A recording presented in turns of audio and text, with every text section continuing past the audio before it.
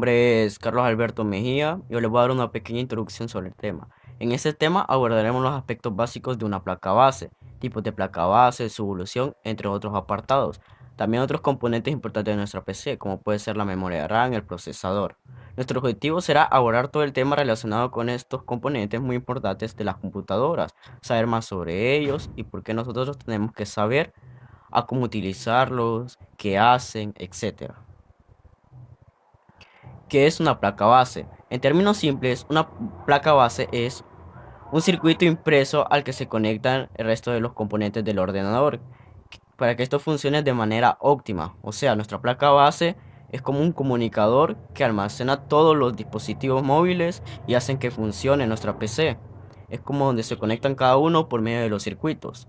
Su función es que todos los elementos esenciales de un PC cuenten con energía eléctrica para responder en todo momento de manera adecuada y coordinando los flujos de datos. Componentes principales de nuestra PC. Como podemos ver, la placa base cuentan con diferentes componentes o diferentes conectores, como puede ser la ranura de tarjeta gráfica, la pila, los puertos externos e internos, como puede ser el zócalo, el puerto de alimentación, la BIOS, etcétera. Y bueno, los dejo con mi siguiente compañero que les va a hablar un poco más de estos componentes. Adelante, Axel.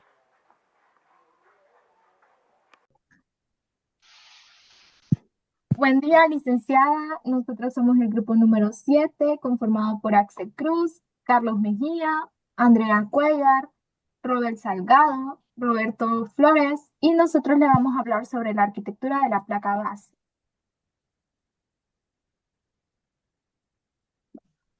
Buenos días, compañeros. Mi nombre es Axel y les vengo a exponer sobre el socket o zócalo. Es donde va insertado el microprocesador o CPU.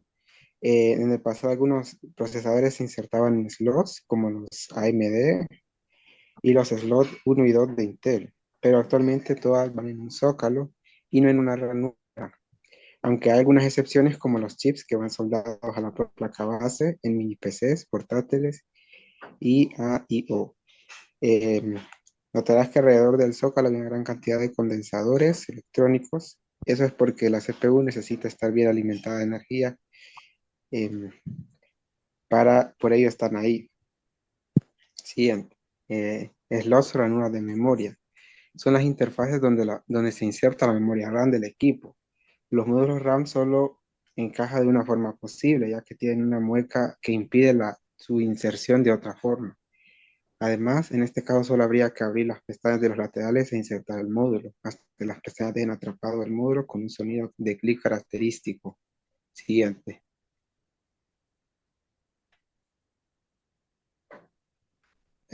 Ahora vamos con las ranuras de expansión. Otra de las partes importantes eh, son las ranuras de expansión. Estas ranuras tienen la posibilidad de ampliar las capacidades de placa base mediante tarjetas que se pueden insertar en ellas, como las tarjetas de red, tarjetas capturadoras de video, tarjetas gráficas, tarjetas de sonido, tarjetas para agregar más puertos de algún tipo, etcétera. Estos slots de expansión solían ser variados en el pasado, con las tecnologías como la ISA, AGP, PCI, etcétera, aunque en la actualidad se han reducido a las PCI básicas para las tarjetas más básicas y las PCI-X o PCI Express, que son las más rápidas para los elementos más avanzados como las tarjetas gráficas. Siguiente. Ahora vamos con el conector de alimentación y ventiladores. La placa base, en función del factor de forma, tendrá un tipo u otro de conectores de alimentación. Lo más común es que sea ATX o EATX. En el caso de ser EATX, tendrá 24 conectores, a los que hay que sumarle unos pines auxiliares o complementarios. Como suele ser habitual, los fabricantes han facilitado mucho la conexión, ya que una pestaña impedirá que puedas invertir la polaridad al conectar estos conectores, por lo tanto no habrá problema al insertarlos. Eh, Ahora vamos con los puertos. En las placas base para portátiles suelen estar repartidos para coincidir con los flancos laterales de los portátiles, donde tenemos conector de teclado, conector de ratón, video VGA, video DVI, video HDMI, conector Clear, conector de USB 3.0, conector de SATA 3, conector de FireWire, USB, conector de red y entrada y salida de audio. Em, y ahora, sigo. Sí, Ok. Ahora tenemos el BIOS. Este hace referencia a un chip que está soldado en la placa base con su propio firmware. Podemos decir, por tanto, que es un conjunto de hardware y software que realiza las funciones básicas de arranque y control. Identifica todos los componentes del sistema y les asigna un identificador denominado IRQ. Y digamos que hace que todo se comunique. La BIOS significa Base Input Output System. Luego tenemos la pila. Es generalmente una celda de moneda de litio. Este tipo de batería, contrariamente a la creencia popular, no es recargable y tratar de hacerlo puede provocar una explosión. Las placas bajas tienen circuitos que evitan que la batería se carguen y descarguen cuando se enciende el PC. Ok, yo soy Andrea Cuellar y yo les voy a hablar sobre los tipos de placa base. La primera que tenemos es la ATX, que se trata del tipo de placa base más clásico. Sus siglas vienen por el hecho de que los PC con el 286 de Intel recibieron el sobrenombre de AT o AT, cuando en 1995 se llegó al verdadero boom de los clónicos o compatibles PC gracias al nombre de Windows 95. Las placas bases pasaron a recibir el nombre de ATX o ATX, donde la X o X es la acotación de Enhanced o mejorado en inglés. Desde entonces se ha convertido en el estándar por antonomasia y el tipo de placa base más utilizado, donde sus características es el formato de placa base ATX, como lo decíamos, su tamaño es de 305 milímetros por 244 milímetros. Sus formas de montaje son compatibles con cajas de PC ATX y variantes más pequeñas. Su conectividad son múltiples puertos USB, Ethernet y audio. Los slots de RAM son de 2 a 8 slots, soportando dual o quad channel. Ay. Seguiríamos con la micro ATX. La primera variante del formato ATX fue el llamado micro ATX. Y como han adivinado por su nombre, se trata de la versión más compacta del tipo de placa base que hemos tratado en la sección anterior. Las dimensiones de su placa son de 244 por 244 milímetros y eso cambia la posición de las bahías de expansión de la caja respecto a la motherboard. Su formato es una placa de tipo micro ATX. eh, Su tamaño es de 284 milímetros y por 208 milímetros y sus formas de montaje son compatibles con cajas de PC, micro ATX y otros formatos más pequeños. Su conectividad son puertos USB, Ethernet y audio, aunque menos que en las placas más grandes. Y los slots de RAM son generalmente de 2 a 4 slots. Seguimos con la Mini ITX. Es su pequeño tamaño lo que hace que existan ciertos problemas a la hora de montar ciertos componentes, en especial sistemas de refrigeración como radiadores o disipadores de calor. Los cuales están pensados para sistemas de tipo ATX y micro ATX. También nos podemos encontrar con tarjetas gráficas de tamaño más compacto y por más estrechas de longitud, las cuales se diseñan para las cajas de mini ITX. Su formato es para una placa madre compacta, su tamaño es de 17 por 17 centímetros, alrededor de 6.7 por 6.7 pulgadas. Sus conectores de CPU es un socket que varía según su fabricante. Los slots de expansión que son de 1 o 2 PCIe, dependiendo del diseño, y la alimentación es un conector ATX de 24 pines.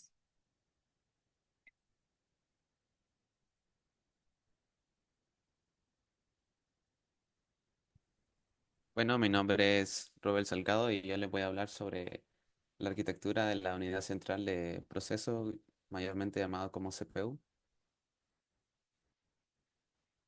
¿Qué es una CPU?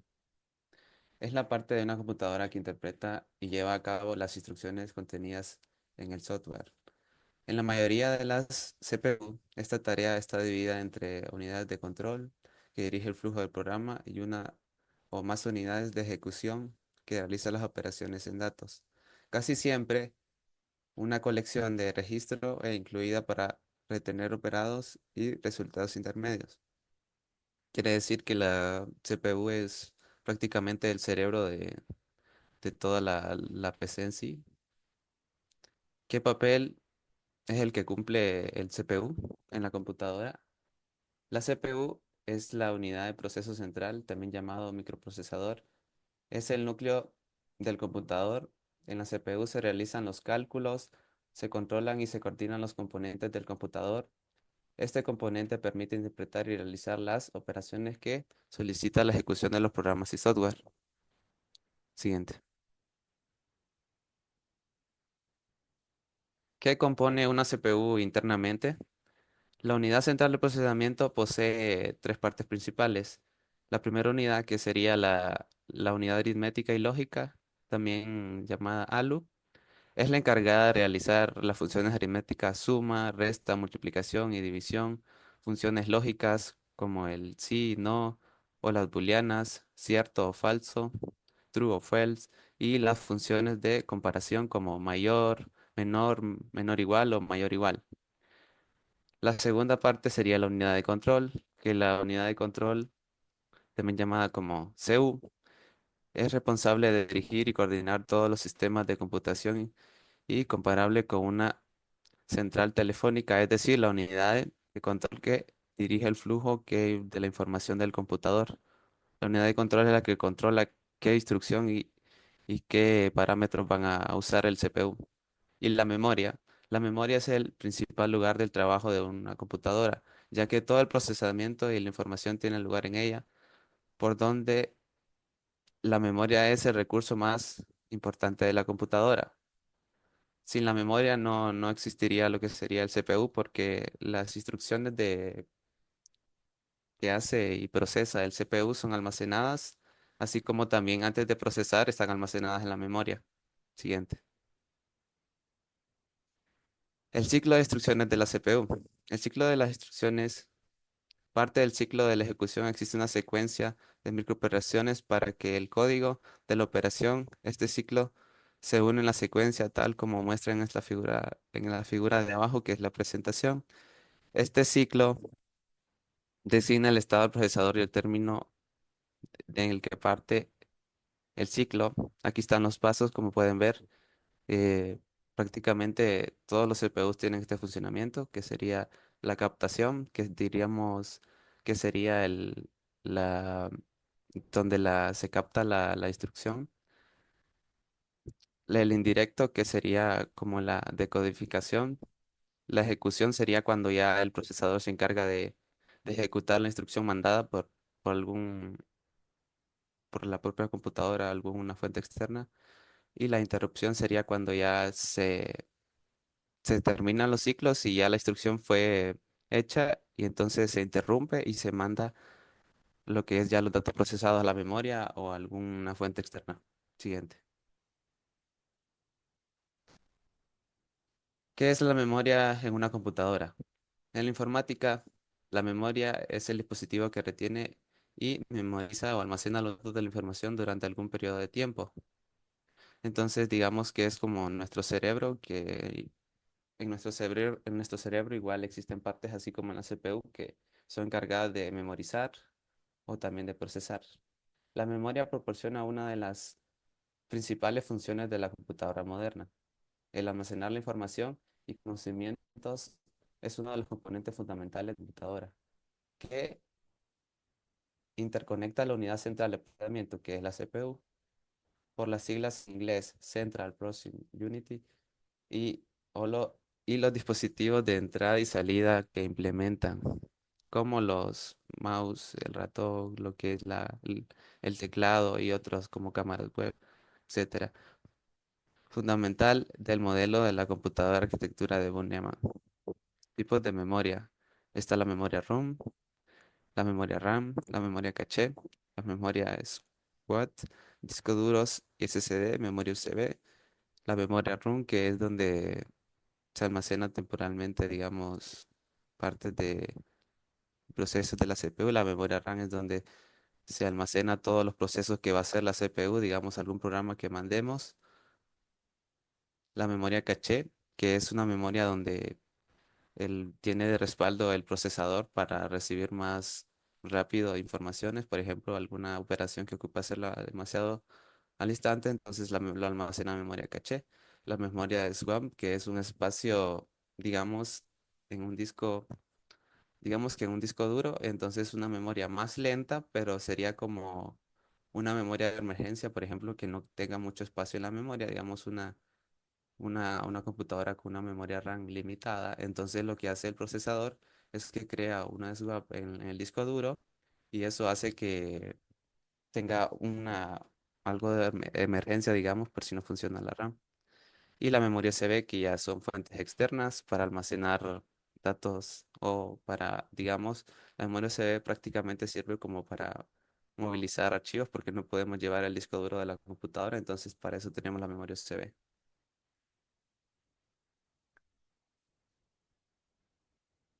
La memoria RAM.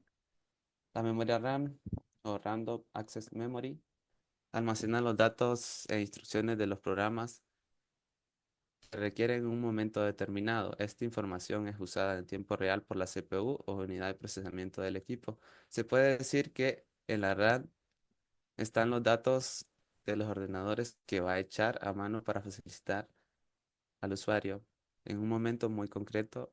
Esto no quiere decir que la memoria RAM es algo que es temporal.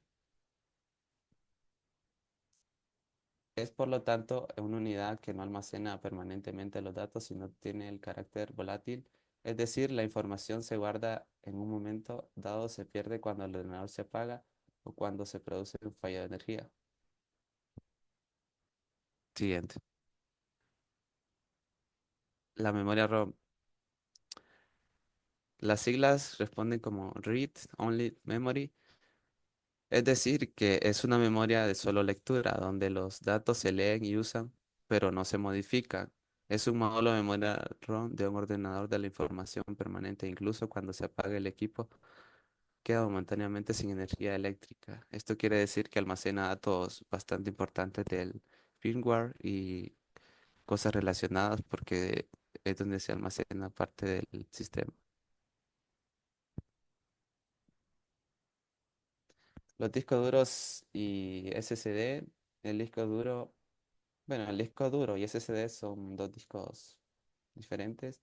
El disco duro es un dispositivo principal que se almacena en toda la información y genera al usuario los programas instalados y los archivos, música, imágenes. Esto quiere decir que es donde se almacena todo lo que hacemos en tareas brutas y todo, digamos como nosotros que estudiamos almacenamos lo que son las tareas o archivos, fotos de nuestra familia y todo. Entonces eso está almacenado en un disco duro, ya sea en una SSD.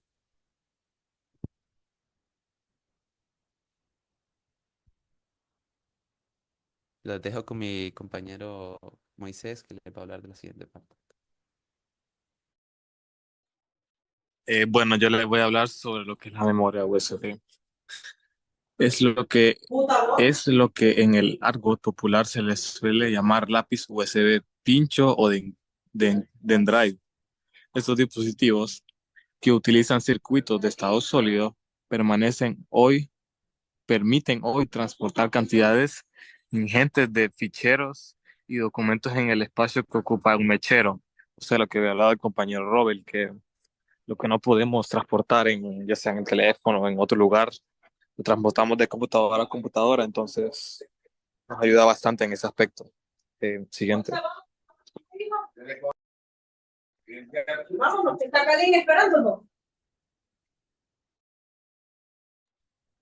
Sus características principales son la capacidad, cuanta más memoria hay disponible, más podrá utilizarse. La velocidad. La velocidad óptima para la memoria es la velocidad con la que el procesador suele trabajar, de modo de que no haya tiempos de espera entre cálculo y cálculo. Utilizamos para traer operandos o guardar resultados. Coste por bit. El coste de la memoria no debe ser excesivo para que sea factible. Contribuir un equipo accesible. Estos factores compiten entre sí y lo que se busca es un equilibrio entre ellos. Siguiente. El nivel jerárquico se divide en nivel 0, registros de microprocesador o CPU. Nivel 1, memoria caché. Nivel 2, memoria RAM. Nivel 3, memoria flash. Nivel 4, disco duro. Nivel 5, cintas magnéticas. Nivel 6 de redes.